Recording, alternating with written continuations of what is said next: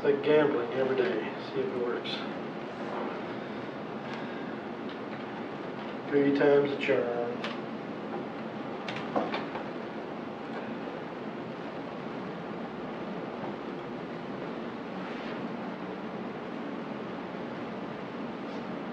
Okay, so last time we were into work, energy, and energy resources.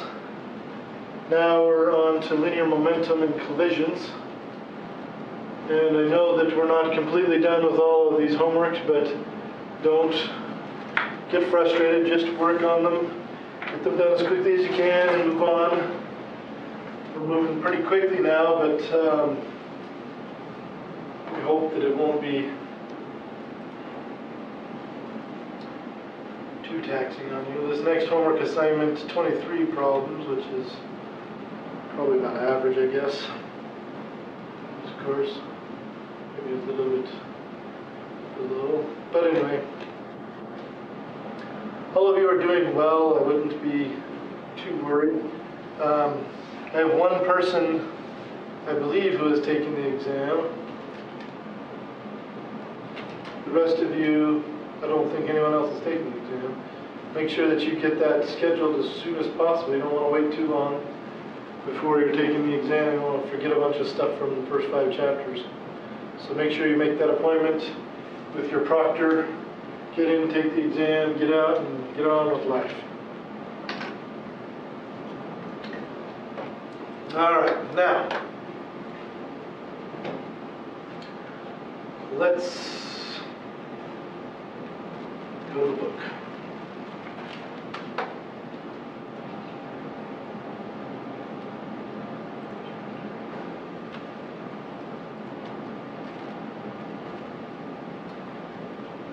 So the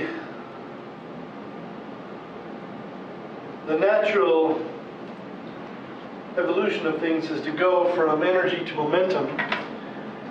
And it's interesting, I think, that we were talking about this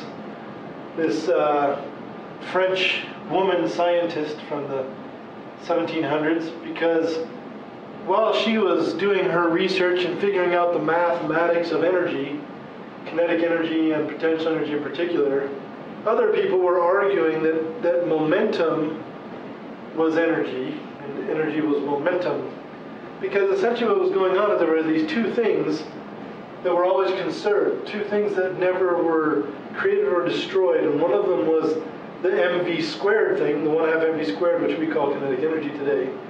The other one was an m times v. When you multiply the mass times velocity of an object, which gives you the momentum of an object, in interactions and exchanges of force and exchanges of energy, the m times v is also conserved. And some people were arguing, well, that's the energy, it's not the mv squared. And it was actually Émilie du Châtelet who figured it out, who actually was able to prove one over the other. And then because the m times v was not the kinetic energy, they gave it a new name, called it momentum. And that's what we're going to be studying today. We're going to be studying momentum, force, impulse, which is kind of the connection between momentum and force. And then we'll talk about conservation momentum and different situations where we can observe conservation momentum and also calculate it.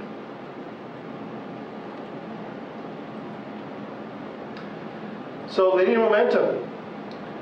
Linear momentum is defined with a little p, and notice that it's in the boldface, so it's a vector. Remember that energy was not a vector, and that was actually one of the big things that determined which one was going to be the energy, which one was not.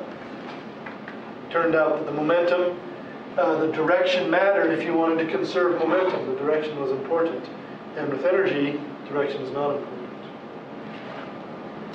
So the momentum as a vector is equal to the mass of the object that is in motion. It has to be in motion to have momentum. Times the velocity of the object as a vector. This is the definition of linear momentum of an object moving in a straight line. There are other types of momentum as well, we'll learn about later. Because it is a vector, that means that it can have components. part of the momentum can be pointed in the x direction. You can have a component in the x direction, and then you can have a component in the y direction, and a component in the z direction.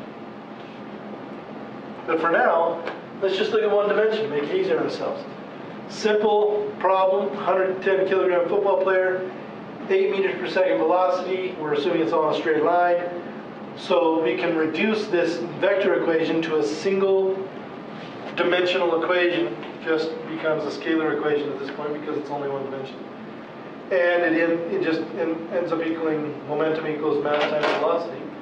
And to calculate the momentum of this player, we get 110 kilograms times 8 meters per second, 880 kilograms meters per second. And then we want to determine the momentum of the ball that the player, second, you barely get 10.3 kilogram meters per second. Momentum never got a name for its unit. The units of momentum are just kilograms meters per second. There are no units like newtons or anything like that. The ratio of the player's momentum to the ball's momentum is the 880 divided by the 10.3, which gives an 85.9 ratio. So the ball, when it contacts with the player, is going to have, I mean, the effect is, because it has so much smaller momentum, it's going to have a small effect on the player. And this is illustrated poorly. This is illustrated falsely, I guess is a good way to say this, in movies all the time. You always have these action movies where some guy gets shot by a bullet, and he gets thrown over the back of a car, or he gets thrown into a lake because he was shot by a bullet. But the momentum of a bullet is extremely small. And so it cannot transfer its momentum into anything else. Well, it's not going to transfer much momentum because it doesn't have much. The bullet itself is very, very small. It's measured in grams. Grams are thousandths of kilograms. So it's going to be very small because of that. It has a very high velocity in most cases, but even then, it's not going to be that much momentum. It's not going to be as much momentum as a human being would have, for example. And so, I mean, it takes a really big bullet, like a cannonball kind of bullet, to throw a person over the top of a car because they were shot. And so you see that all the time in movies, and it's kind of interesting. The bad science that you see in movies all the time. Anyway, momentum of the player is much bigger than the momentum of the ball. The importance of momentum, unlike the importance of energy, was recognized early in the development of classical physics. Okay, so they did learn this early on, but there was quite an argument later on. They don't really mention that because, again, it was kind of lost in the history because of a woman's involvement. The one thing that Newton knew was this, and that is that the change in momentum over the change in time is equal to the net force imparted on the object during that time. So if you are applying a force to an object for a certain amount of time, that object will receive a change in momentum in that same amount of time that is related to that force by this equation. So you can see that momentum and force are very closely related.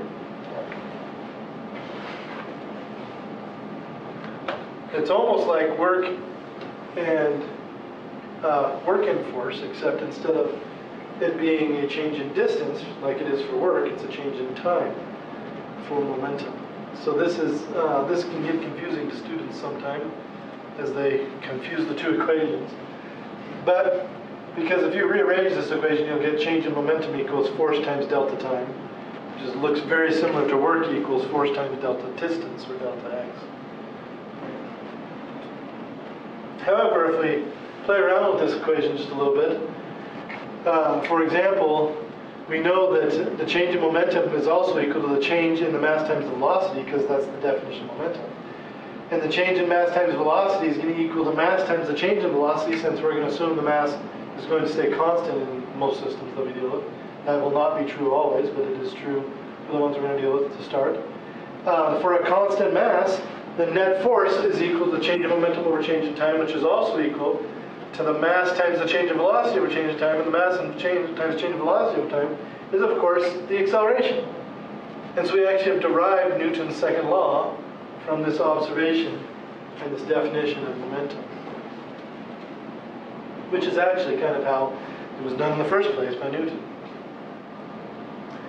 But this also gives us an interesting thing to talk about when we're doing problems.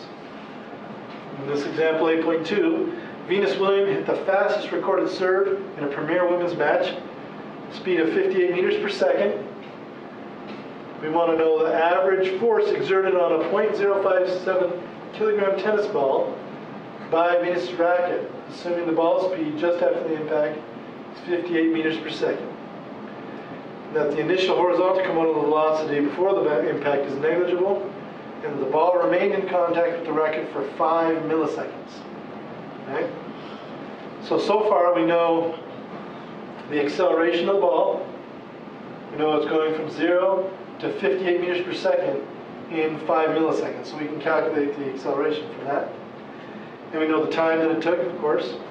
And so we're going to try to use this equation to figure this out. Well, we need to know change in momentum. Change in momentum equals m times change in v. Change in v is velocity final minus velocity initial. So we plug in those two velocities. And we plug in the mass. And we get a change in momentum of 3.306 kilogram meters per second. Then we take that change in momentum, divide by the change in time, which will calculate our acceleration and our momentum at the same time, and our force at the same time, really. And we will get 3.306 divided by 5 times 10 minus 3, because it's milliseconds. It's 661 newtons, about 660 newtons. I mean, that's about 100 pounds of force in 5 milliseconds. That's a lot of force in a really short amount of time.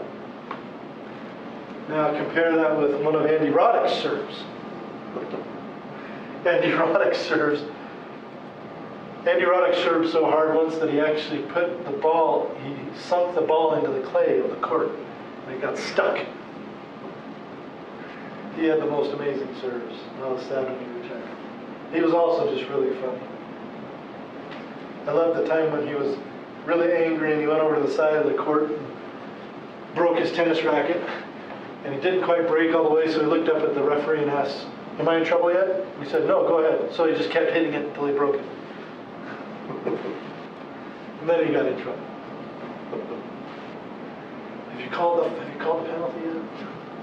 Anyway, so impulse. It turns out that we're going to use this equation to define something that we call the impulse, which is going to be the change in momentum. So if we rearrange our equation to be change in momentum equals force net times delta t, we'll call that an impulse. That's a force that is delivered over a certain amount of time. And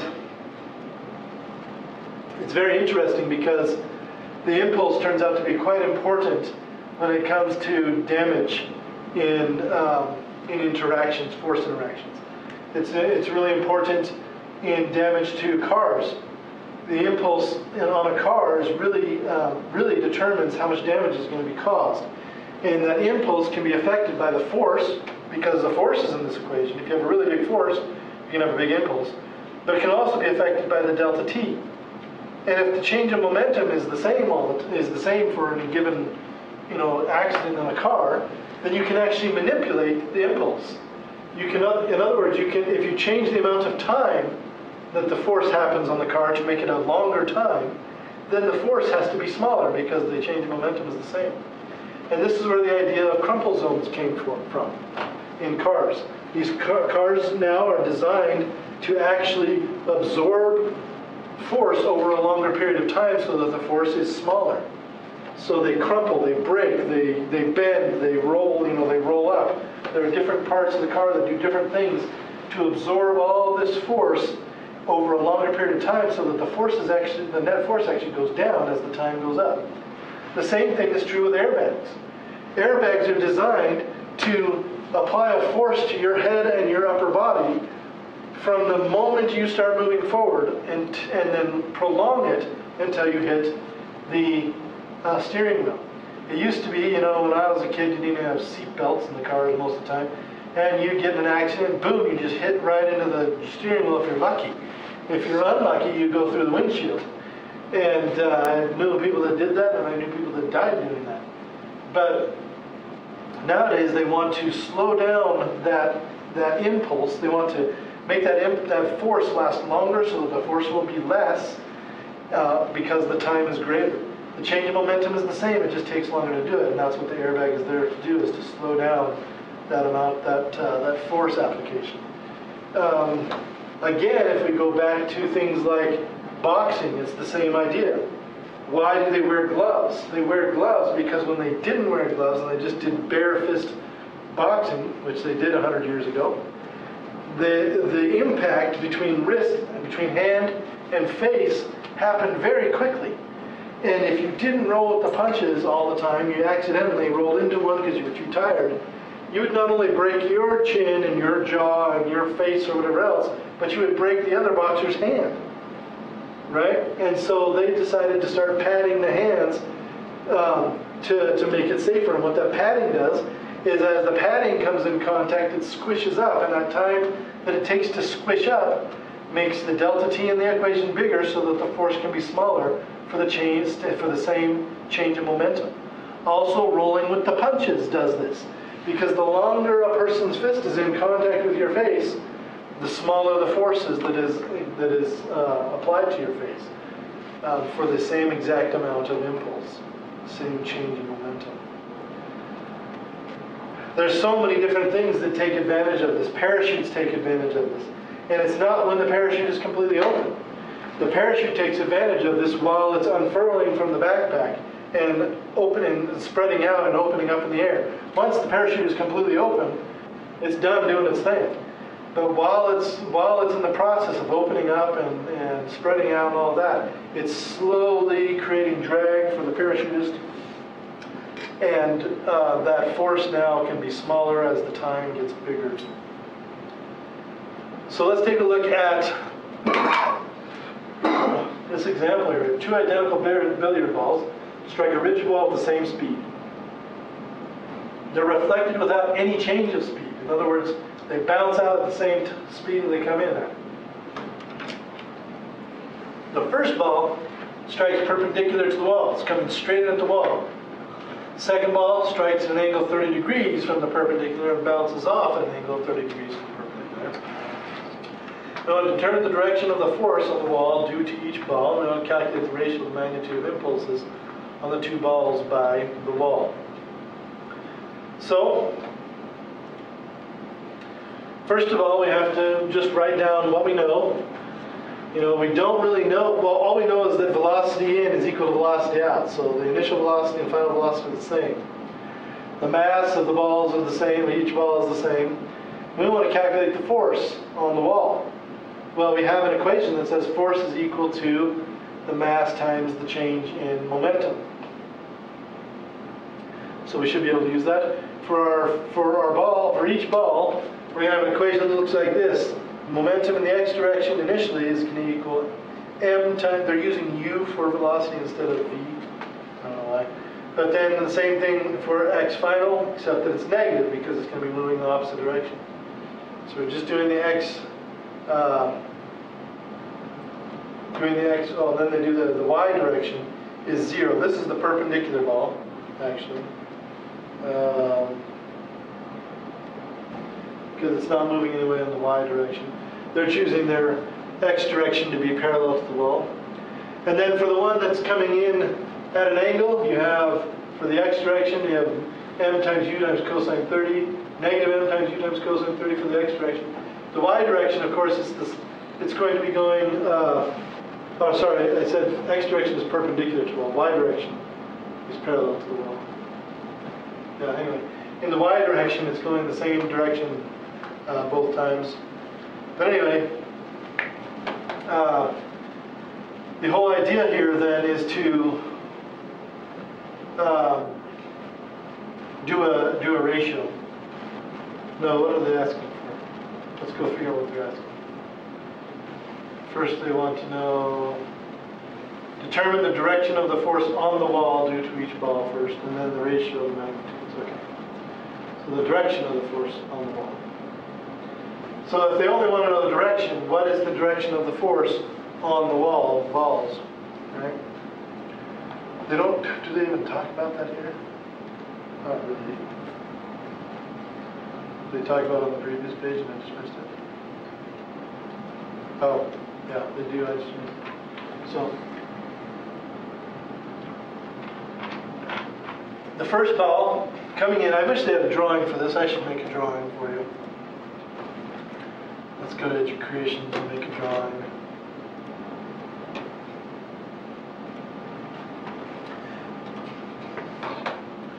So it's going to kind of look like this. They've got the ball here, or the wall here rather,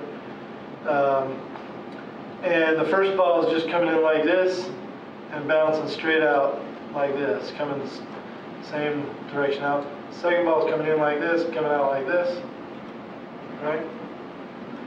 And that's 30 degrees with respect to the what? I think with respect to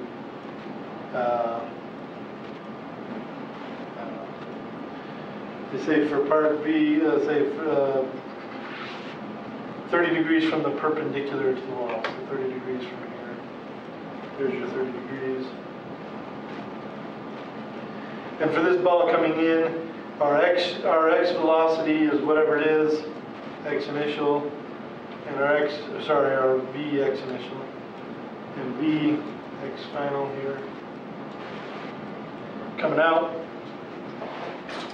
And these things are negatives of each other because it's coming in positive this way, and it's coming out, it's going the opposite direction, which is negative. These ones have components, right? If this is our, let me draw this better so that these vectors are equal because they are equal coming in and out.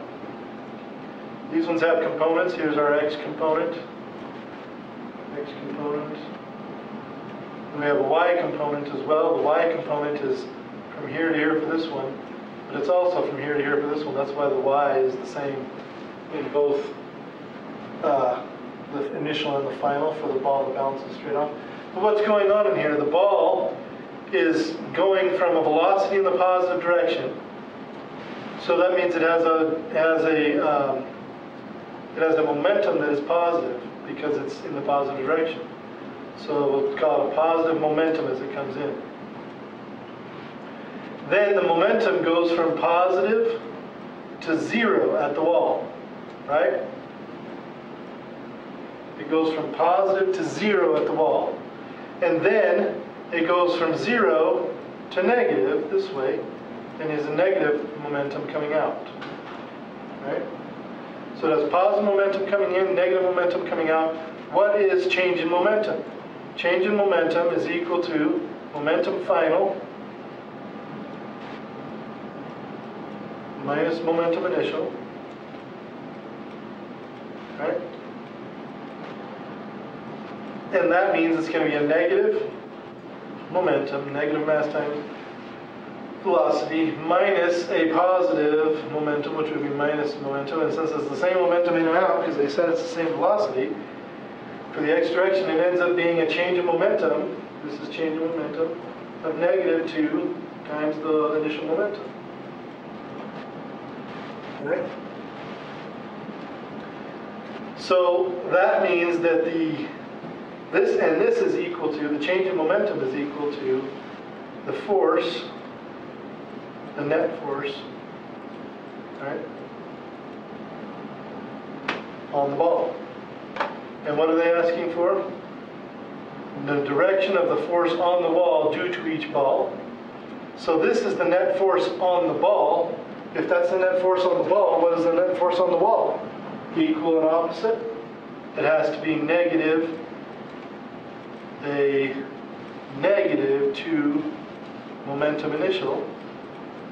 And so it has to be, that's going to turn into a positive 2 times the initial momentum, which is the mass, times the initial velocity.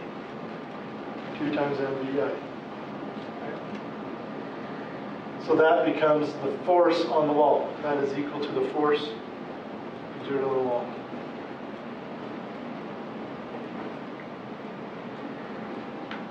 So now we know why it's not a good idea to let somebody's fist bounce off your head, right? Because the force that is on your head would be equal to twice the momentum. Because if it bounces off of you, you have twice as much momentum. You have to stop it from moving forward and get it moving forward and moving backward in the other direction. So it's twice as much trouble. Don't let things bounce off of you, right? That's bad.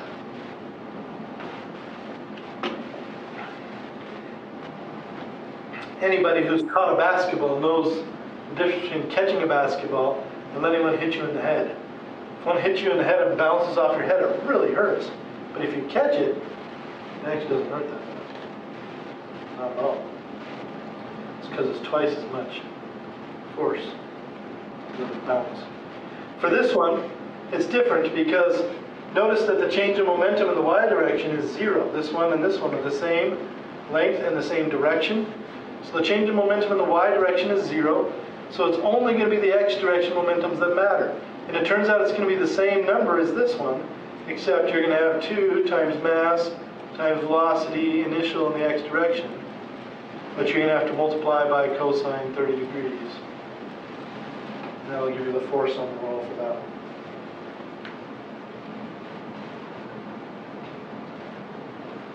So go back here and we discover that that's true.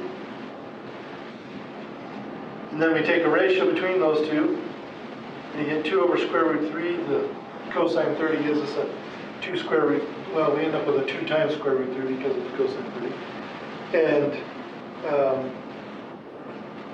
the ratio ends up being 1.155. The same speeds.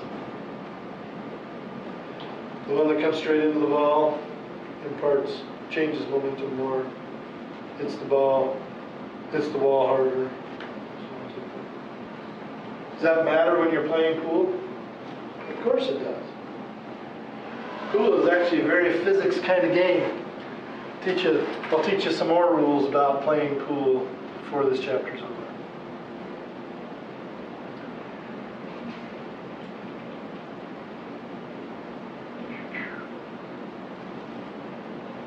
Here's an interesting graph that they're showing us here. I'm trying to see if they're using this graph for any particular example. I don't think they are. But just like the work energy curve, the force time curve, the area under the force time curve shows us the momentum in a system.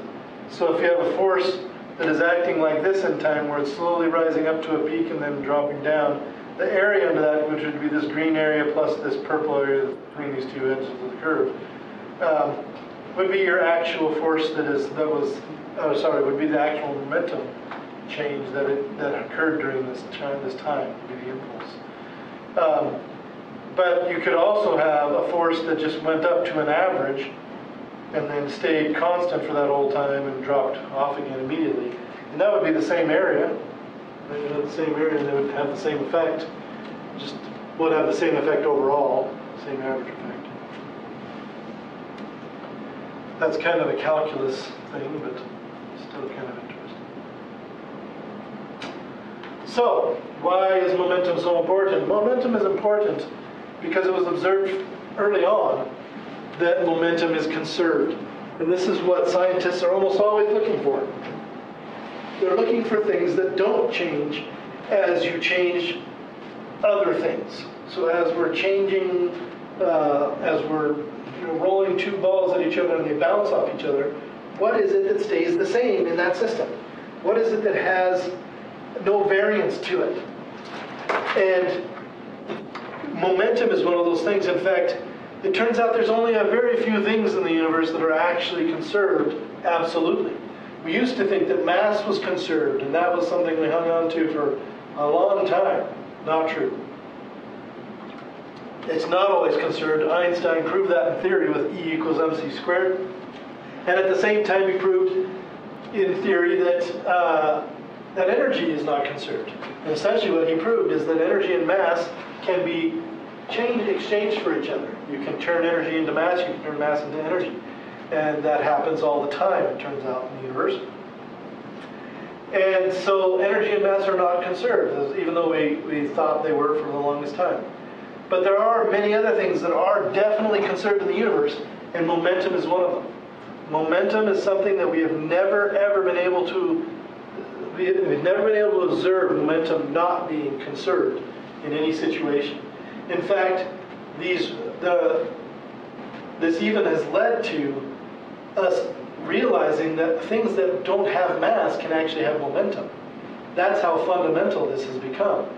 It turns out that light actually has momentum. As we started to observe things out there in space, we started to realize that the light from the sun pushes on things like the tails of comets. And that's why the tails of comets are always pointing away from the sun. That was actually something that was observed by Tycho Brahe back way in the time of Galileo and Newton. And he thought it was the sunlight.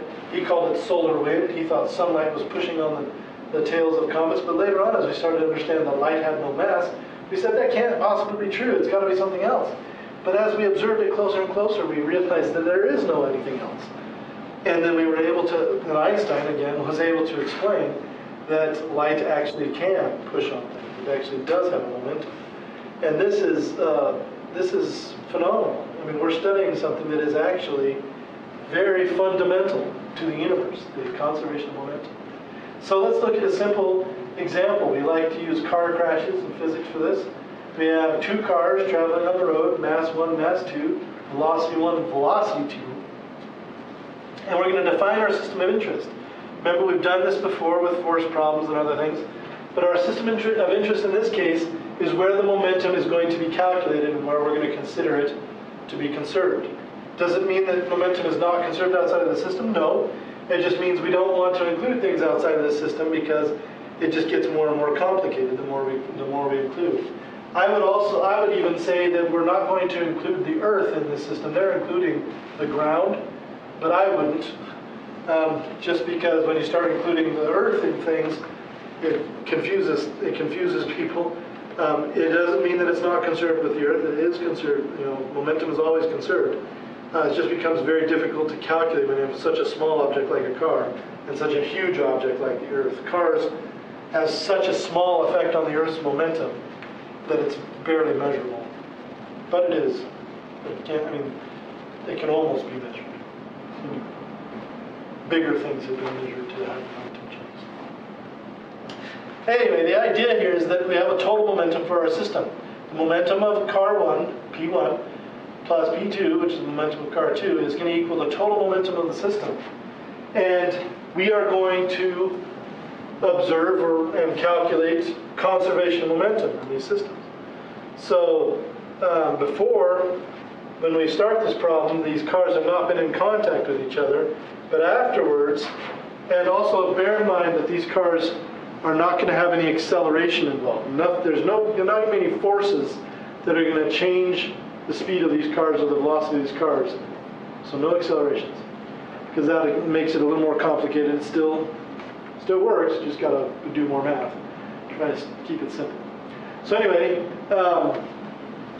afterwards, we have this car on the right, mass 2, is going faster than the car, or is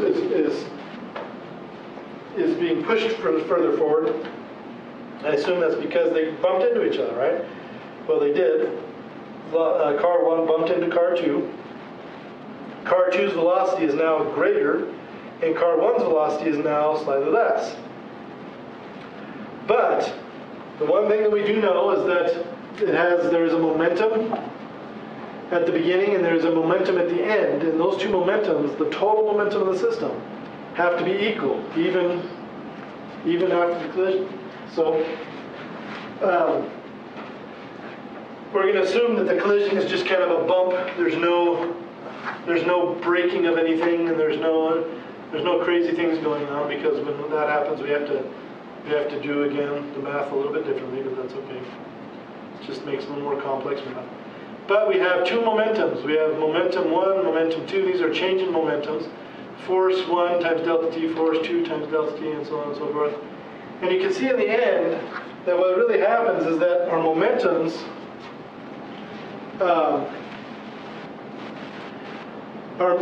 as long as we don't have any forces going on, that don't cancel out. In other words, no external forces. The only forces in the system happened inside the system between the two cars.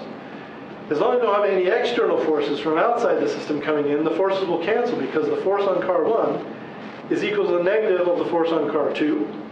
Right? It's always going to be equal and opposite because of Newton's third law, and it's going to end up canceling out. So what we end up with is an equation that we can put together where both momentums end up being equal but opposite. And then we have this equation where the change in momentum for car 1 plus the change in momentum for car 2 equals 0, and that's our conservation law. Right? Then we can say that P1 plus P2 is equal to P1 prime plus P2 prime. The prime is going to be for the final, or the initial, I don't know which one. Anyway, the prime is either going to be the initial or the final, and the unprimed numbers are going to be the other one, right? But essentially, the initial momentums all added together have to equal the final momentums all added together. And that is the conservation equation. The total momentum, and notice they write this as a vector, has to remain constant. Because momentum is a vector, is a vector quantity, then this has to be true in each dimension. X, Y, and Z has to be true. Total momentum. It has to stay constant, or the total momentum initial has to equal the total momentum final. Again, this is only true if you have a system that doesn't have any external forces acting on it from the outside. All the forces are internal and end up canceling each other out because there's a force and a reaction force involved. And once you start bringing in external forces, then you can no longer consider conservation momentum because you haven't considered the thing that applied the force external to the system and its change in momentum.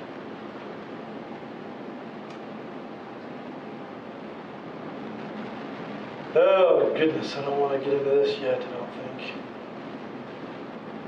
Oh sure. Let's see here.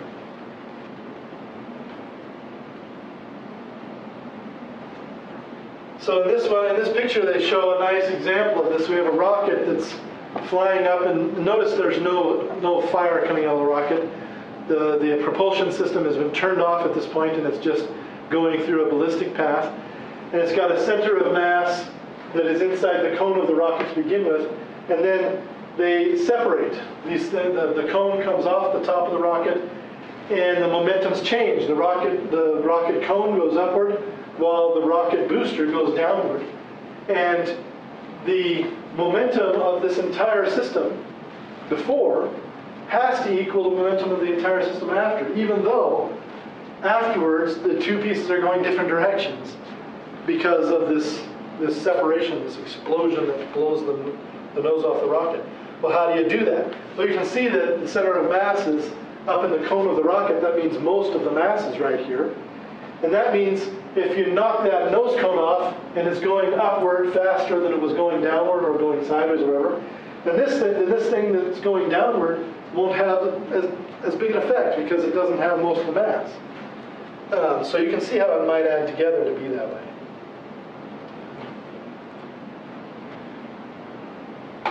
Before we move on to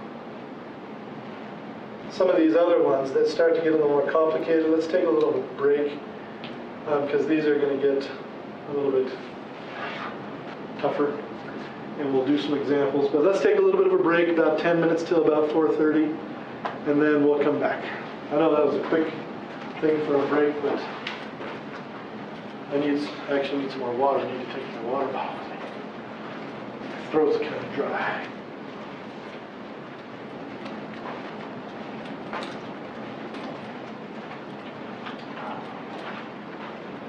Ten minutes.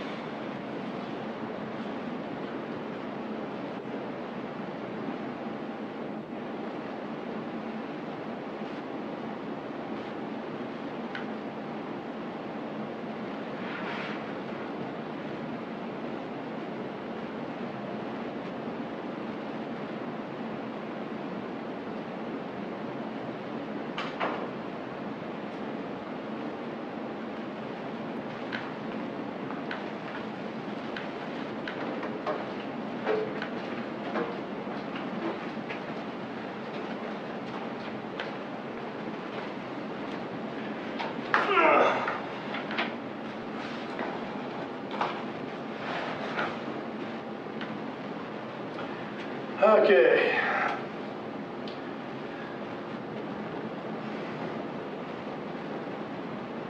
Now,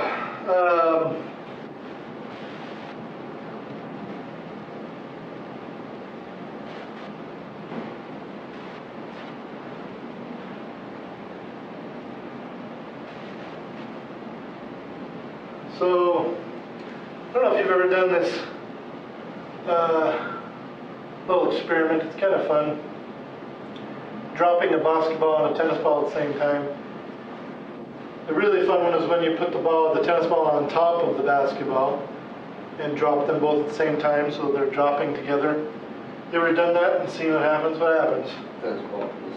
Yeah, when they hit the ground, the tennis ball goes flying up really high.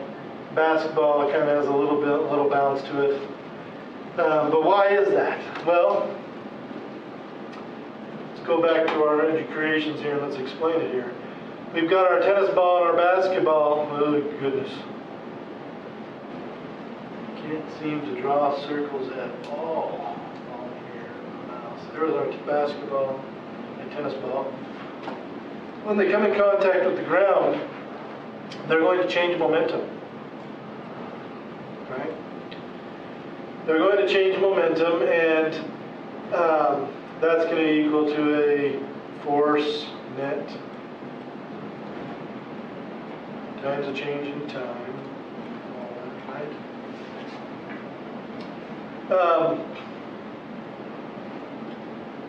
But the mass of the basketball is quite a bit bigger, of course, than the mass of the tennis ball. Very small. And what really happens is that as the basketball hits first, it changes momentum first, right? It actually compresses first, and then it re-inflates and bounces back in the other direction first. And so you have this change in momentum, which is big mass times, and it's going to be 2 times its velocity, its original velocity, because it's going to go from one direction to the other, times 2v, which is pretty big.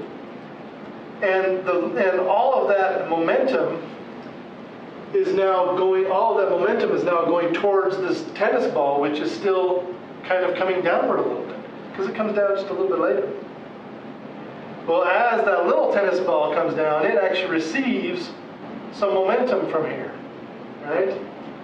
And you could essentially equate these two things. The little tennis ball is also going to get a change in momentum, but it's going to end up with a huge amount of velocity because some of this stuff over here has to come over here in the end. If you really want to make an equation out of it, you have to do some measurements and figure out exactly how much momentum. But in the end, what happens is basketball comes down with velocity v, and as it's bouncing back up, it loses some of its velocity to the tennis ball, so it comes up with a smaller v. Right? But because of its large mass, the amount of momentum imparted is huge. Even though the change in v is small, that change in v times the mass is the amount of momentum that goes into the tennis ball. So you get this change in v, which is kind of small, times this huge mass of the basketball is equal to the change in v, which ends up having to be big, in the little mass of the tennis ball. And that's what happens. Basketball loses some of its velocity, but because of its huge mass, it results in a huge change in velocity for the tennis ball to conserve momentum.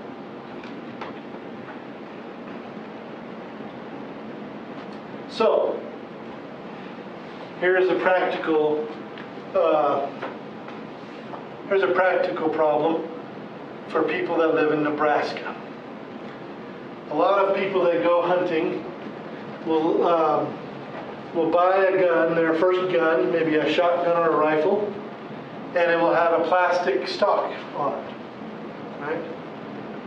And they're thinking, well, it's a plastic stock, it's not a very heavy gun, so no big deal. Then they go out and they shoot the gun. Well, here's their gun. We'll make it a very simple gun. Here's their gun, right? It has a small mass, And the bullet has an even smaller mass, but it has a huge velocity coming out the end. So some momentum, the bullet's taking some momentum this way, right? Well, before you even fired the gun, what was the momentum of the system? The gun's not moving. It has a mass, and you have a little bit of mass in the bullet, mass of the gun, mass of the bullet, add those together, but the velocity is 0. So the momentum to begin with is equal to 0. Initial momentum of the whole system. But at the end, you have this little tiny mass from the bullet going at huge speed in this direction, and that has to now be equal to the momentum of the gun in the other direction in order for this to stay 0. Because at the end, the total momentum is going to be the mass of the gun times the velocity of the gun plus the mass of the bullet, which is tiny, times the big velocity of the bullet equals, that has to add together be equal 0. So these have to be equal and opposite. So if the mass of the gun is a bit bigger, but still not very big, you're still going to have a big velocity of your gun. In other words, it's going to kick back a lot. Smart hunters buy a massive gun made with hickory or cherry or oak wood, something really massive. In fact, some hunters even hollow out the back of the stock and throw lead in there to make it even more massive. Because if you have a really massive gun in this equation, then the velocity of the gun can be very small. A lot of people assume that if you're shooting a big gun, it's going to kick a lot. Not true. It just depends on the mass of the gun. The more mass of the gun, the less kick it's going to have. You know, the old battleships in World War II had 16-inch guns on them. These huge cannons that came off the front, and this diameter right here was 16 inches, wider than most car tires. The only cars that have 16-inch tires are things like Corvettes and things like that. I mean, that's a monstrous gun. And it had a huge amount of velocity. The bullets that came in, the shells that came out of this thing would go for miles. So a massive amount of velocity coming out of this thing as well. But what did it have? How big was the gun? Well, the gun was the entire ship, right? You have this entire battleship that weighs who knows how many thousands of tons, and it's got these 16-inch guns on the front and on the back. No big deal. Hardly even rocked the ship. So the size of the gun, the size of the bullet, the speed of the bullet is not really important. It's most of the mass of the gun that matters. If you don't want to have a lot of kick on your gun, which of course is going to give you a more stable shot as well, then you want to have a very, very massive gun. In fact, a friend of mine who's the best shot of anybody I've ever met, he has taken a mountain goat at like a half a mile before, which is not an easy shot at all. His gun, I think it weighs 28 pounds. It is just a beast. It's a .30 caliber gun, which is not a huge bullet or anything, but it has a lot of mass to it, so it's a very, very stable gun. Very interesting the way physics plays a role. Okay, so let's talk about collisions on a different level here. Talk about momentum on a different level. So in subatomic experiments, what physicists are trying to do, the physicists who do experiments on subatomic particles, they're looking at particles that are smaller than protons, smaller than neutrons. They're looking at things like quarks and other things like that. They are generally playing a game that's kind of like playing a pinball machine with the top of the pinball machine covered. They can't really see anything except what they throw in and what comes out. So, for example, in this particular experiment, they've got electrons that they're throwing into this target, and the target is represented just by a screen. So they don't really know what's in there. They're trying to figure out what's in there. The electron Most of the time it goes straight through the screen, but every once in a while it bounces off. And when it bounces off with a specific angle and a specific momentum, but there's still an electron that comes popping out the other side. That's the weird thing. And so they've got to make sense of this really strange puzzle, it turns out. And this is kind of an illustration of what happens. It turns out that a quark can, if it gets hit by, or if they call it scattering, if it's scattered by an electron, it will actually change its properties and emit an electron, and it will deflect this other electron, or scatter the other electron. So that's and it changes when it changes its properties. It changes other things about these quarks, right? And they don't talk much more about that, and it's a good thing because there's a lot more complexity to that than we want to mess with. But it's really interesting that the classical physics that we've worked with for hundreds of years has affected the development of modern physics that we're developing in the past 50 to 100 years. You know, quarks weren't even considered. Nobody even had an idea what anything was below smaller than a proton except an electron. Protons were as small as they got except for electrons. We didn't know anything about what was inside of protons. We didn't think anything was inside of protons about 60 years ago, 70 years ago. It wasn't until we started doing these very high energy, very small particle experiments, these interactions, and see what comes out of them, and then measure momentums before and after, and then using conservation momentum, we can actually get an idea of what happened inside. Some idea, not a complete picture.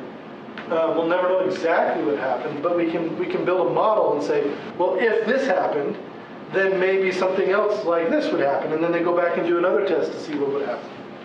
And they just keep doing this, and it really is kind of blind pinball machines games. But extremely interesting for those who are fascinated by puzzles. And that's really what these particle physicists are, is they're puzzle solvers. And they're really good at what they do. They don't get paid a lot, but they do get a lot of glory in figuring out the universe. So now let's look at collisions a little more closely and start to define some specific collisions, some specific types of collisions. We're going to start off with one we call the elastic collision between two objects. An elastic collision is a collision where internal kinetic energy is conserved. So if you define your system of interest, the kinetic energy will remain the same throughout the entire system. The total kinetic energy of the system.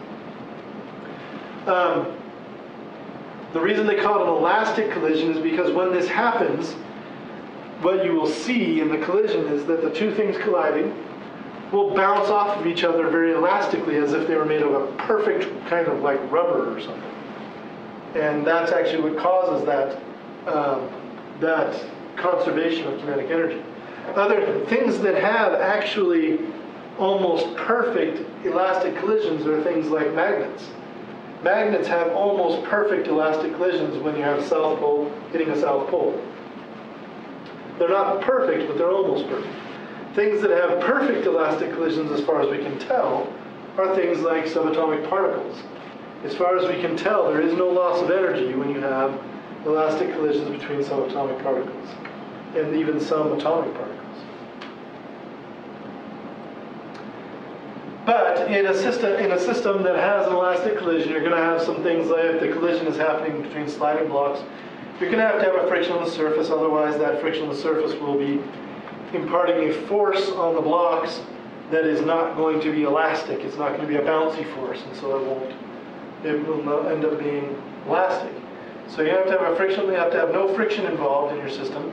Of course, momentum will be conserved. We already know that it's always conserved. And you're going to have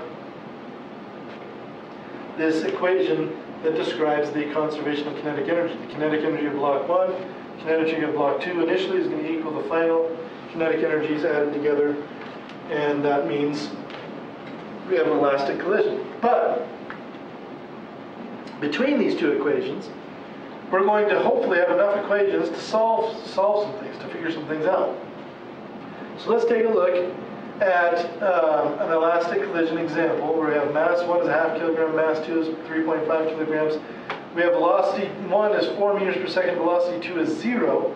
And that's all that's happening at the beginning of this problem. However, they're going to collide with each other. The block that's moving is going to hit the block that's not moving.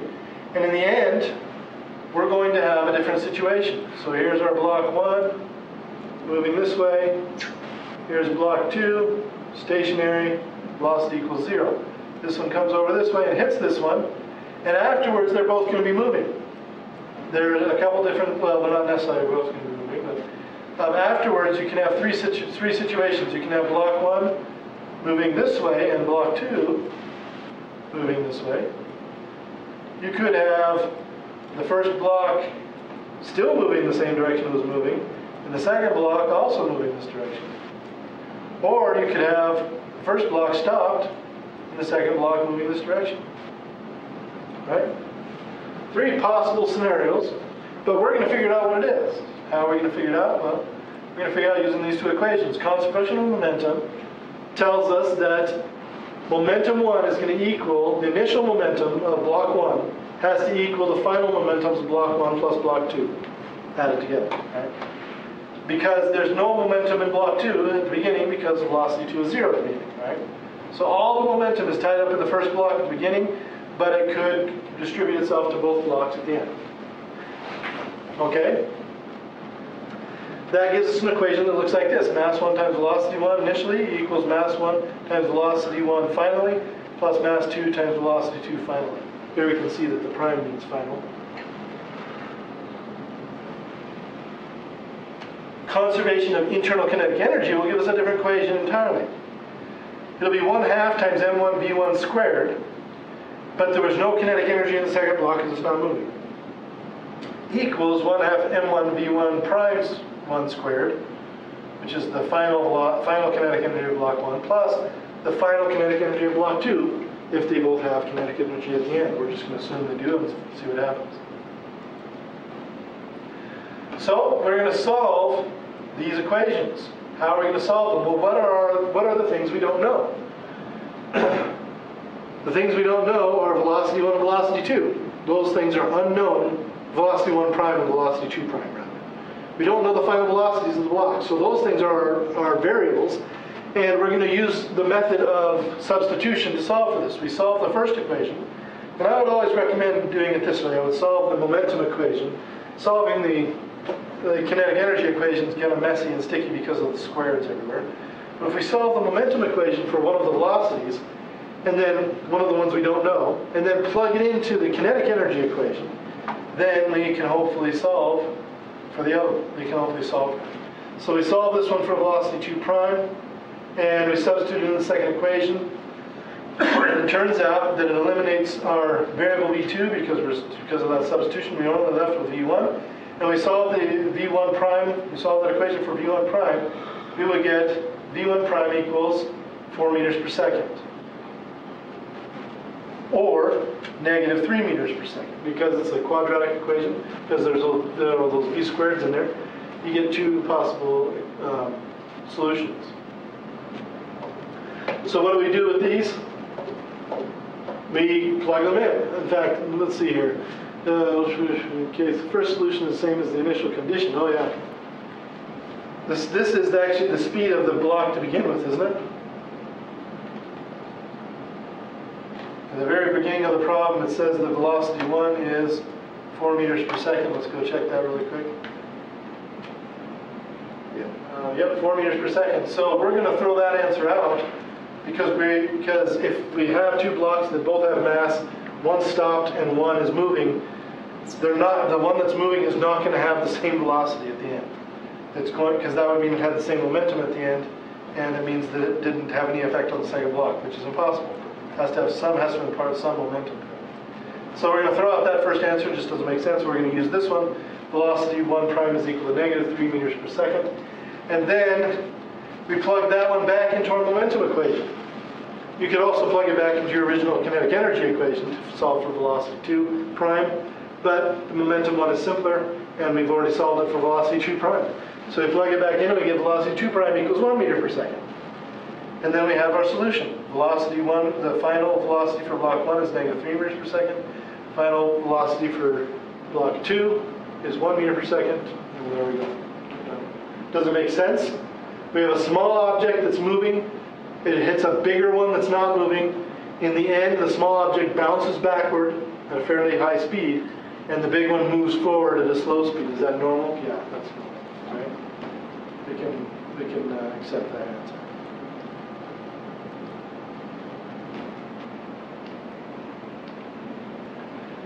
So that's elastic collisions. Elastic collisions, you have two equations to work with. Momentum final equals momentum initial, and kinetic energy initial equals kinetic energy final. You have two equations, and as long as you don't have any more than two unknowns, you should be able to solve those equations for your answers. Now, what is an inelastic collision? A perfectly inelastic collision is one where the internal kinetic energy does change. Not only does it change if it's a perfect inelastic collision, the two items will actually stick together instead of bouncing off each other. So most collisions are kind of in between. They don't perfectly bounce off each other, and they might stick together a little bit, but they don't perfectly stick together. They might stick together for a little bit and then fall apart or bounce apart a little bit. But a perfectly inelastic collision means that the two objects, when they collide, they actually become one object. They stick together. This actually happens a lot in car crashes. Car crashes at high speeds in particular, as the speeds hit together, as the cars hit together, the cars bend together, and they crunch together, and they actually grab onto each other as they're bending and crunching and squishing together. And so this is actually this is an important equation for highway patrolmen. They use this one quite a bit. It happens all the time, especially on highways. So here's our perfectly inelastic collision. We start off with two objects. They both have a velocity. They come together and they stick together. Become one mass. Again, the friction on the surface, we don't have external forces. And our initial kinetic energy and our final kinetic energy are not equal to each other. They don't show that. All we have to work with is our momentum. However, the momentum has this interesting thing if it's a perfectly inelastic collision. And that is that the equation, the initial momentums are separate momentums for each part. The final momentums, you actually can combine the masses and use a single velocity, because if they're all one piece, they're all moving at the same velocity. Right? So you can use a single velocity, and what that means is that you have only three variables. So if you only have, well, that means you only have one, you only have to deal with one variable, and one equation is enough to deal with one variable, as long as you know all the initial numbers. But anyway, let's take a look at these examples and see how it's done. We have a 70-kilogram ice hockey goalie. They're originally at rest, and they catch a 0.150 kilogram hockey puck slapped at them at a velocity of 35 meters per second. This is perfectly inelastic, because the hockey goalie will catch the puck and it will become part of his mass. Not going to let it bounce off him or anything else. So we're going to calculate first, find the recoil velocity, in other words, how fast the hockey player is going to be pushed backwards when he catches the puck. Originally at rest, so the velocity initial is 0. We know the hockey puck is moving at a velocity of 35 meters per second. And then B, we want to know how much kinetic energy is lost during the collision. Right? We're going to assume there's no friction. So here's the picture of it. Here's our goalie. Here's the puck coming in. The puck stops, and the goalie has this small velocity backwards at the end. So what does it mean? What do we need to do? We need to say that the net momentum before is equal to the net momentum after. Total momentum before is just the momentum of the puck, because it's the only thing moving. So P1 equals P total, momentum of the puck. Afterwards, we have the momentum of the puck plus the momentum of the player, but they're both going to have the same velocity. Kinetic energy is supposedly lost, so it's going to be a negative change in kinetic energy. So solution for part A, we plug in our numbers and we notice that the final velocities are the same, v1 prime and v2 prime are equal. So we get this equation, mass 1 v1 equals mass 1 plus mass 2 as they factor out the v prime, or the final velocity, times v prime. Then we solve this equation for v prime and get this equation. I would recommend writing this one down somewhere, because you'll use it a lot with inelastic collisions, perfectly inelastic collisions. Once we solve this by plugging in our numbers, we get 7.48 times 10 to the minus 2 meters per second. So it's about 7.5 centimeters per second, backwards, not very fast, right? Because the goalie is not getting knocked back very fast. But what's the change in kinetic energy? The initial kinetic energy is 91.9 joules by plugging in velocity squared into 1/2 mv squared for the puck. And then the final kinetic energy is 1/2 mass of the puck plus mass of the player times the velocity of them both squared. Plug those in, you get 0.196 joules. Right? So it loses a lot of kinetic energy. Most of it. That's kind of crazy, isn't it? Where does that kinetic energy go to? How does that, I mean, we say that energy can't be created or destroyed, and then Einstein said it could, but only really in subatomic processes. It doesn't happen with anything else. It happens if you split apart the nucleus of an atom. It happens when you're dealing with quarks, but it doesn't happen with hockey pucks.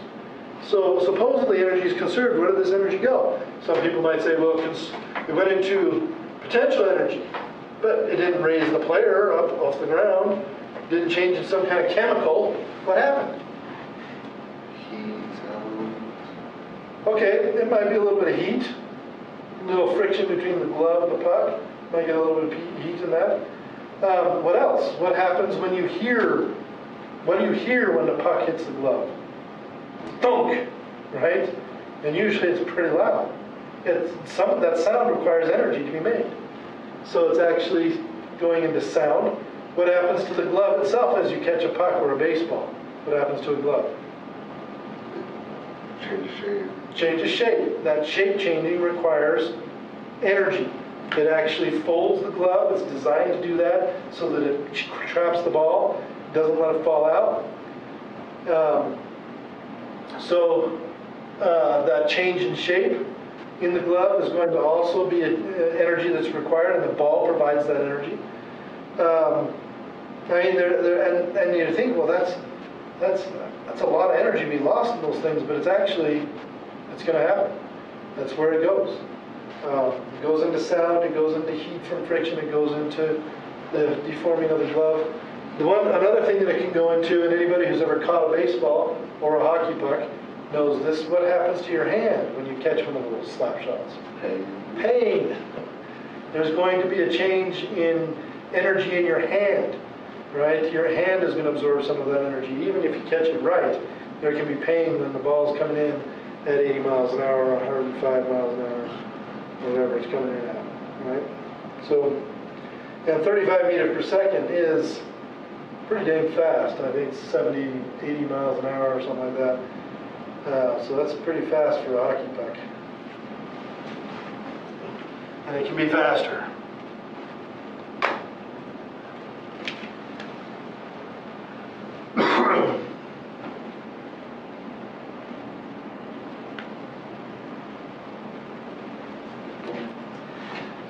Okay, so here we have another example, 8.6. Final velocity and energy release, two carts colliding. These are the carts. They call them carts because they go on a little track in a physics lab. I do actually have one of these tracks, but I don't use it very often because I like using the Pasco cars better. But the reason for the shape of these cars, this triangular shape, is they go on a triangular track that has air blowing out of it, and it makes the cars float on a cushion of air. It makes a very low resistance track. It's a great system, except it's high maintenance and a pain to work with. Great physics system, just not easy to deal with. So I don't use it very often. But anyway, on this cart we have this spring up here, mass 1 connected to a spring, And we're going to assume that it's a perfect spring from a perfect physics store, and that's going to give us a perfectly elastic collision, rather. Wait, they're saying it's not going to be elastic. Now, what are they saying? Oh, they're actually saying that at the beginning they've actually compressed the spring, and when they collide, the spring is going to release its energy. So that even though this could have been considered an elastic collision, it's not going to be, because when they hit each other, the spring is going to launch both cars off with its energy, right? So our kinetic energy is not going to be conserved in the end. Okay, well, this is actually a good idea to have a problem like this, because the lab, the collisions lab that we do has problems like this. And the collisions lab is the lab for this week. I don't know if Shannon will watch this. She's not in classes today, but the collisions lab is the one we'll do this week. And you'll have two carts, one with a spring on it, and you'll fire the spring and the carts will go flying off in different directions. So anyway, you have two carts, two different masses. We have the spring with the spring constant, and they want us to do what? After collision, car 1 is observed with recoil. What's the final velocity of car 2? How much energy was released by the spring, assuming all of it was converted into internal kinetic energy? Well, we have to believe in the laws. It's really tempting sometimes to just try to think around this problem, but we're starting to get into problems that are fairly complex in the sense that you're not going to be able to think around them without writing things down, without actually doing some math. And this is where math really saves science. Once you've created a system of laws and theories and other things like this that are connected to mathematics, then you can test those laws and theories and continue to test them against experiments until you're confident enough in them to actually use them as a basis for an experiment. And in this case, we need to realize that the conservation of momentum is going to work. It's going to happen. It's going to be true. So we write down our equation for conservation of momentum. Mass 1, velocity 1, plus mass 2, velocity 2 equals mass 1, velocity 1 prime, plus mass 2, velocity 2 prime. Why do I say all this though? You will be tempted to think that the momentum after the collision is going to be greater than the momentum before the collision, because the spring is going to add momentum to the system. Don't fall for that.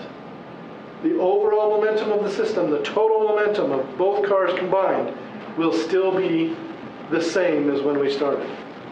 The spring will not add any momentum. You cannot add momentum without an external force, and this spring is a completely internal force. So we solve our momentum equation for velocity 2 prime. Turns out we have all the numbers for that, and we can get the answer at 3.7 meters per second. So that's part A, we're done. However, part B says that the kinetic energy of the system initially is 0.763 joules, and afterwards is 6.22 joules. We can see that we actually added kinetic energy to the system, but not momentum to the system. Why is that? And simply put, kinetic energy doesn't care about direction. When the spring exploded, it pushed one car one way, which added momentum to the system if that one way is in the positive direction. But it actually pushed the other car the other way. And that subtracted momentum total from the total momentum of the system. And so whatever momentum would have been added in by the spring was subtracted by the spring as well, because it acted in both directions according to Newton's third law. So don't be fooled. Now this is where it gets really interesting. Two-dimensional collisions. And here is actually where we can teach you a little bit more about pool again, about billiards. You have your ball coming in, this one, mass 1 coming in with velocity 1, mass 2, sitting here not moving. Mass 1 hits mass 2 goes off at some angle because their collision wasn't perfect, it's slightly off center, you can see here. And mass 2 goes down to the right, mass 1 goes up and to the left. Total momentum of the system to begin with equals total momentum of the system to end with, but now we have to deal with two dimensions.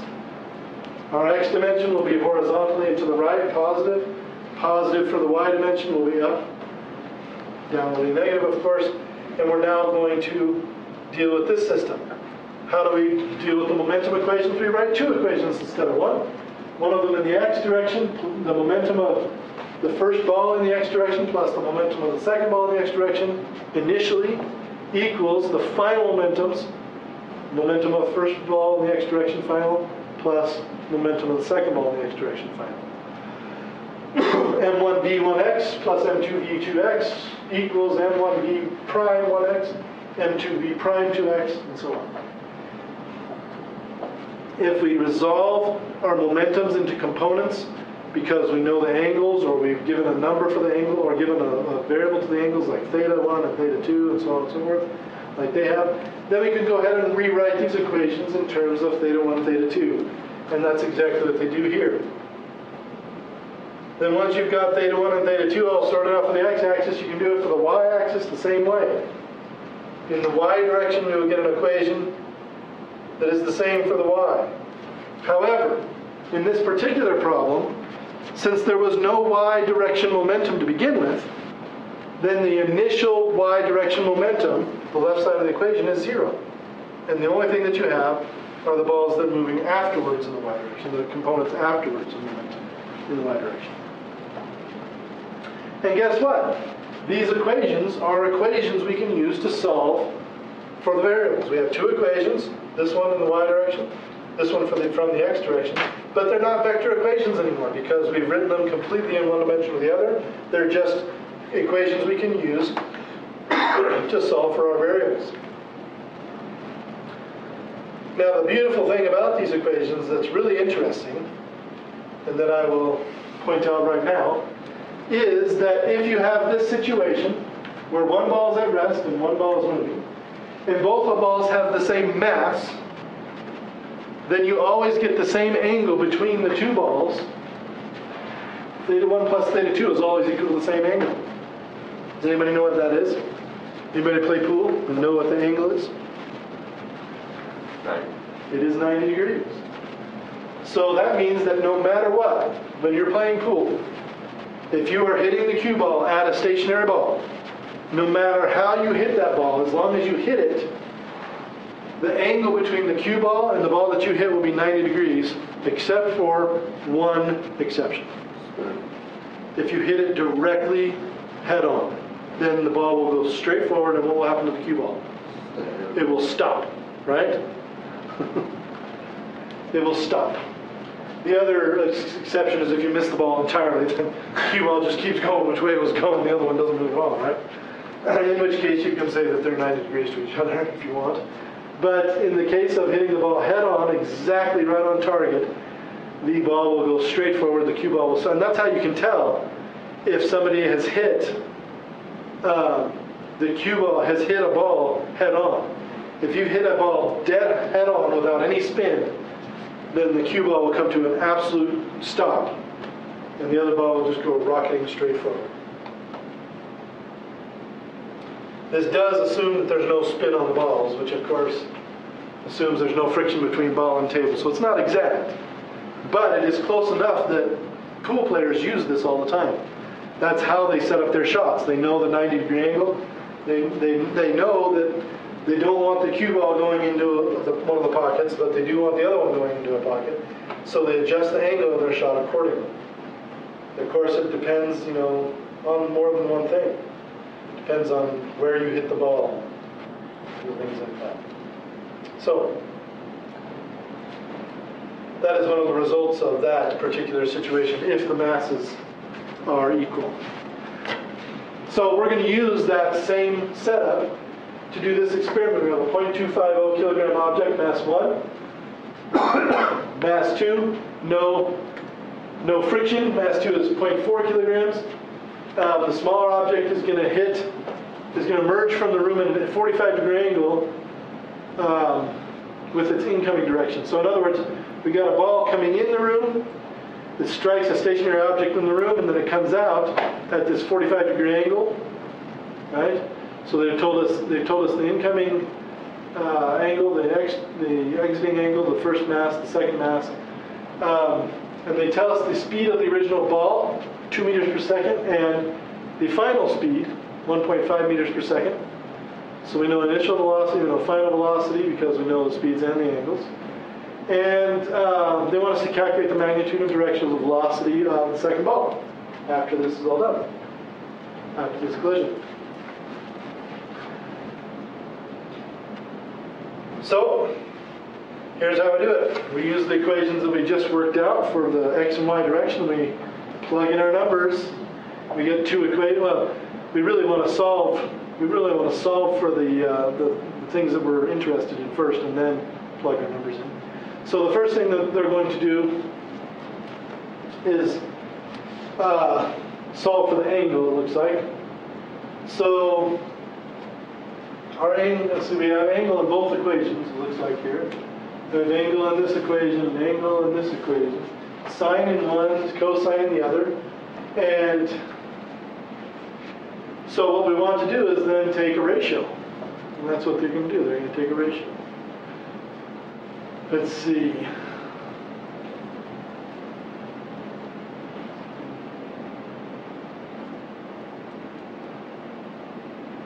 What they're going to have to do actually is be a little bit careful here.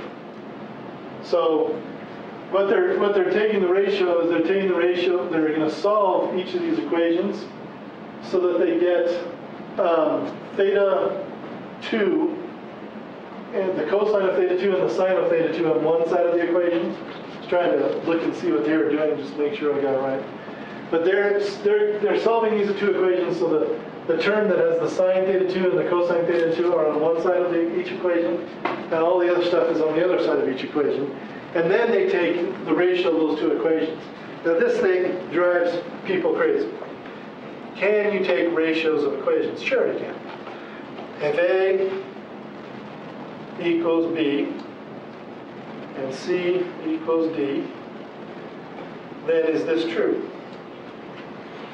Absolutely it's true. Why? Because A divided by C, if A is B and C is D, then of course B divided by D is the same thing because they're the same numbers in the same ratio, right? So it's perfectly legal if you have two equations to go ahead and divide them. All that they've done is they've taken these two equations, one that has a bunch of stuff times the cosine of theta 2. They've taken this equation that has this thing in it and they've solved it so that that thing is on one side of the equation and everything else is on the other. And then they've taken the one that has a bunch of stuff times the sine of theta 2. They've solved it so this stuff is on one side and there's a bunch of stuff on the other side. And they've just taken the ratio of these two equations. And it turns out that this stuff cancels out because it's the same stuff.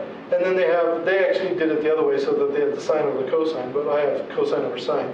But this is key, but it's not that big of a deal. So once they get the tangent theta 2, and the number on the other side is negative 1.129, then they just take the inverse tangent of negative 1.129, and they get an angle of 312 degrees or so from its original angle of attack, which means it was kind of bounced backwards, right? But once you have that angle, then you can plug it back into one of the other equations and solve for the velocity. Here they solve one of the equations for velocity, plug in their angles,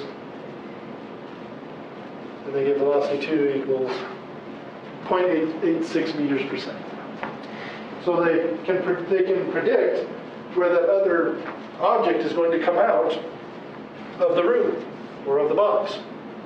Now imagine this room that we're throwing tennis balls into is an atom. It's a mysterious place of space, and we don't know what it is, and we want to figure out what it is. And this is exactly what they did when they discovered the atom.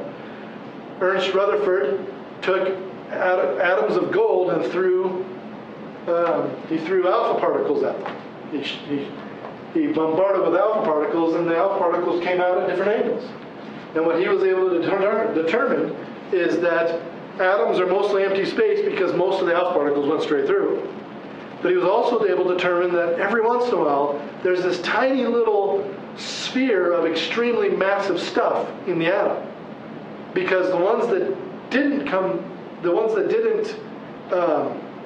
go straight through, came straight back at him. or at angles back at them with a lot of velocity.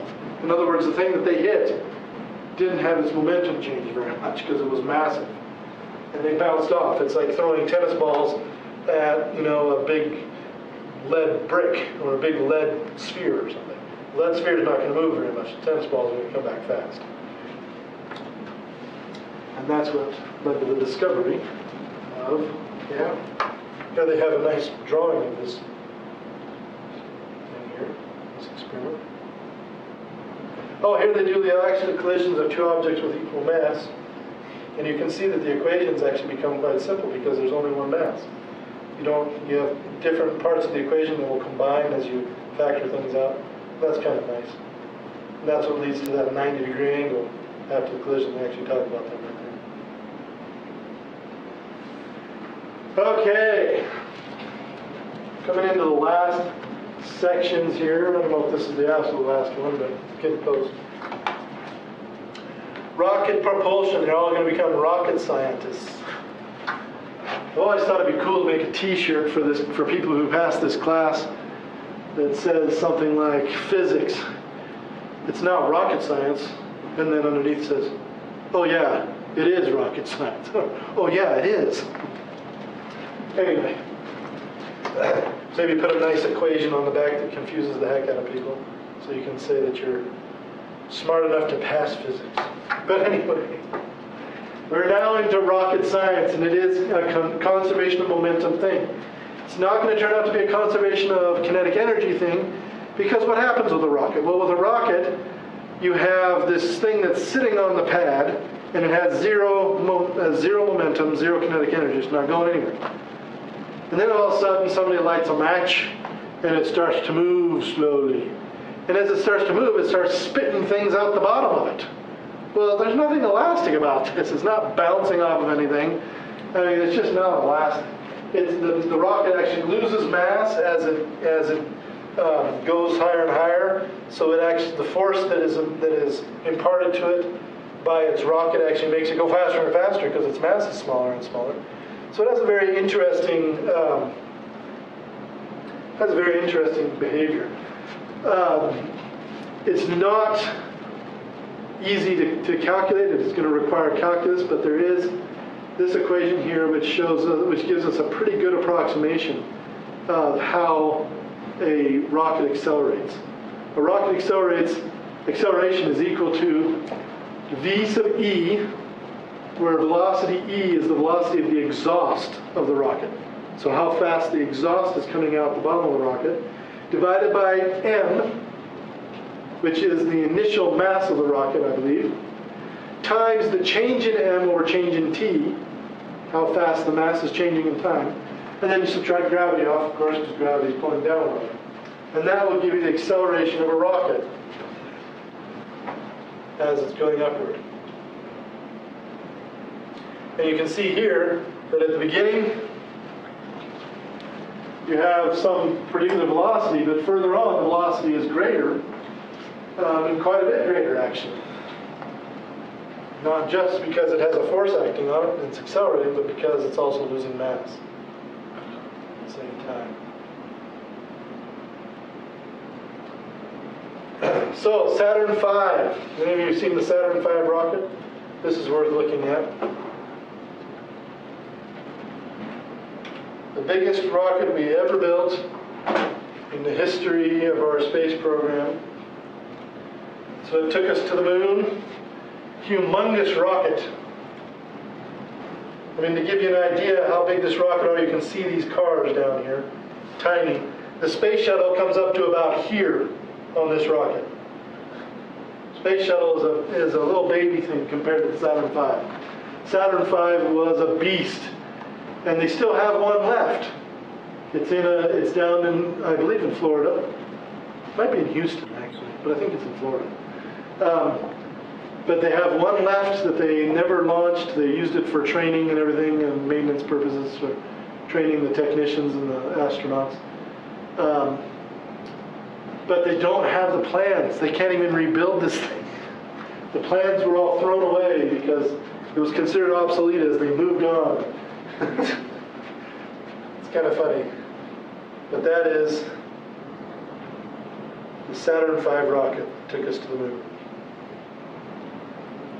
And believe it or not, the only thing that actually went all the way to the moon was this part up here, and a little piece that was in there. The lunar lander was kept inside this thing right here. Just a little piece on the tippy top. All the rest of it is just fuel, a big candlestick. So anyway, Saturn V rocket, that's what we're talking about here. Big beast. Mass at liftoff, 2.8 times 10 to the 6 kilograms. 2 million kilograms. Holy mackerel. Fuel burn rate was 1.4 times 10 to the 4 kilograms per second. That's going to be the change in mass over change in time. Exhaust velocity, 2.4 times 10 to the 3 meters per second. You really didn't want to be in the way of that exhaust. 2,000 meters per second. It's like 5,000 miles an hour or something crazy like that. They actually had huge exhaust vents that carried the exhaust far away from the rocket. Most of them carried a lot of the exhaust far away from the rocket underground so that it wouldn't hurt anybody, so people could actually watch the launch near the launch. You know, even when they were near it, enough exhaust escaped sideways and out the sides of this thing that they had to be like 2 miles away from this thing to even watch it. If you were any closer, you'd get hit by exhaust, you get knocked over, you get burned, you get dead. So they used these huge exhaust ports, these huge exhaust tunnels that would carry this exhaust a long way away. Anyway, so they've given us the information we need. We just need to solve the acceleration by plugging it in. Velocity exhaust, they gave us the mass of the liftoff mass, the change of mass over time, that's the velocity burn rate, and then you subtract 9.8 meters per second, and it gives us 2.2 meters per second squared. It's kind of tiny, right? It is kind of tiny. But if you've ever watched a launch, let's watch a launch. Let's do that. These things were impressive when they took off. Apollo 8 never went to the moon. Let's look at Apollo 11. Apollo 8 went to the moon, they just didn't land on it.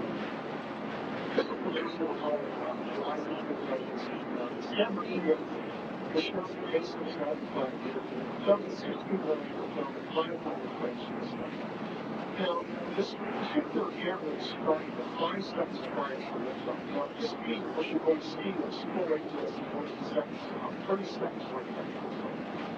So they slowed this down a lot. They slowed this down 10 times.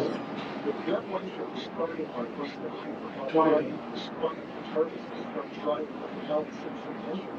Now the steamer had liquid oxygen and kerosene excellent. The initial stage is starting with the engines. That's just the match that lights the thing. Now it's getting sucked in.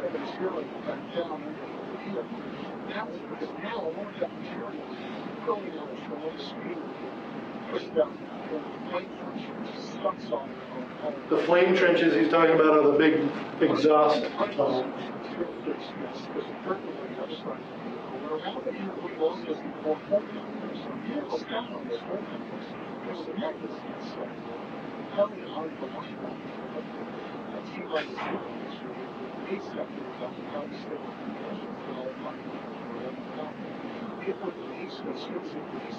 So the things he's talking about releasing, these things on the towers right here, they're actually connected to the rocket, holding it down, so they can balance the thrust on all 5 of the boosters. If the thrust wasn't balanced, then it would go off kilter. Now all this stuff falling down, what is that? It's ice. Because it's liquid oxygen and liquid hydrogen in these tanks. And so that stuff, when it's liquid, it's super cold and it just builds up ice on the outside of the rocket.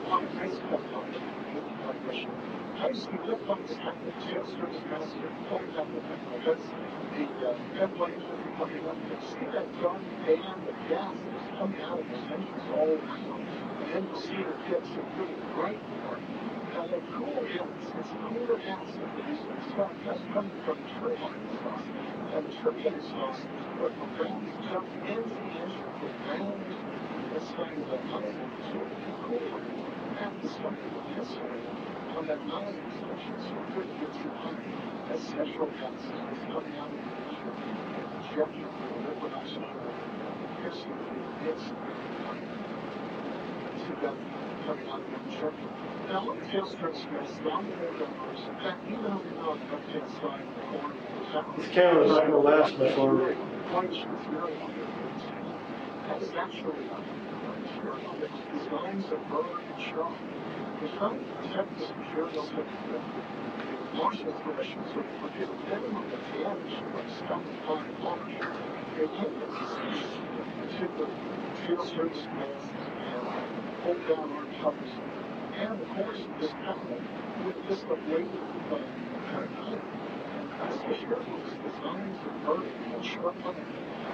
That is incredible. I've never seen that before, but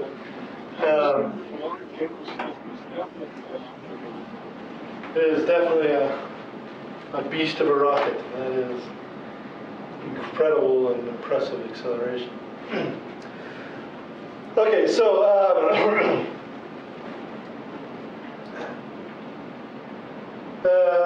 actually here they're showing you a little bit of calculus here at the end.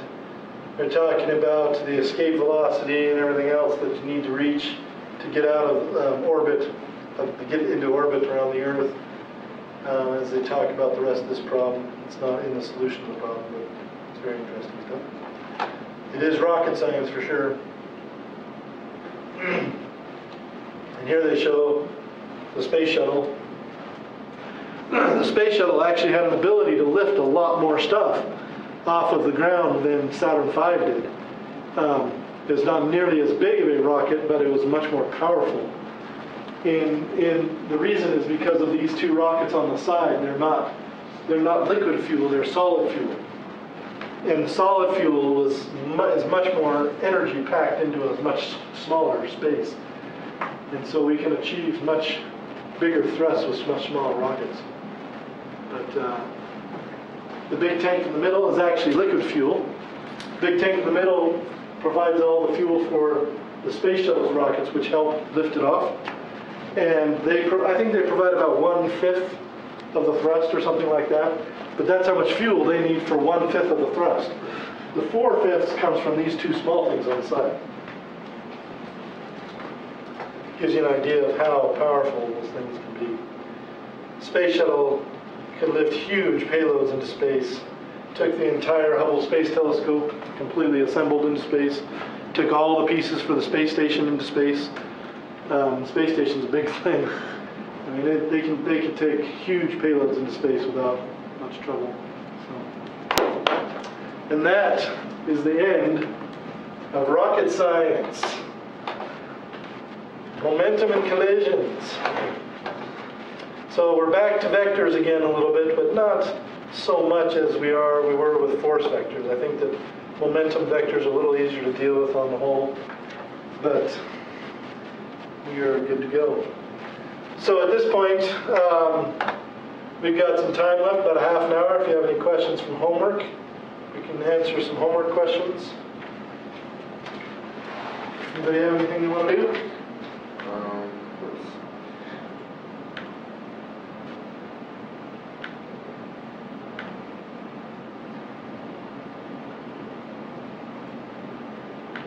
Last one, chapter 6. Chapter 6. Just the very last question. Very last question? Yeah. Let's take a look.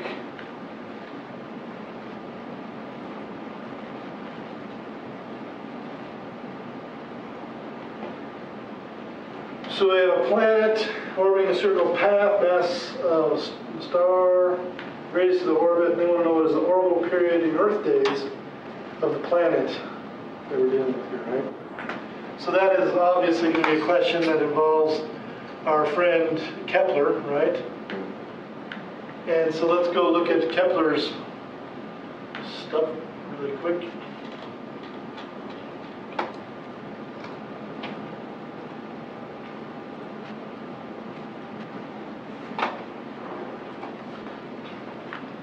Kepler's third law is the one that deals with orbital periods. So let's take a look at these. It's 25.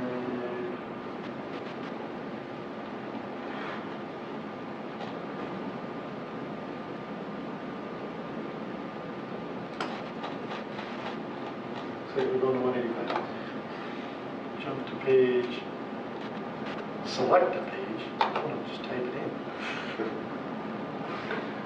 Whatever. Just click on it here. Okay.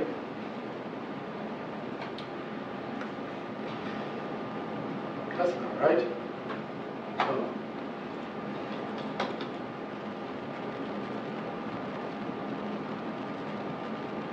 It's going to be like here or something.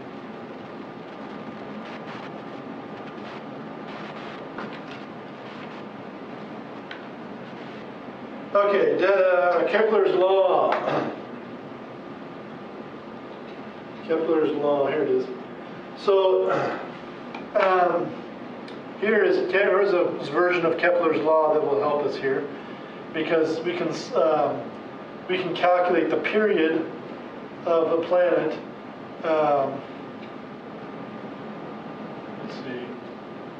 What they've done here is they've taken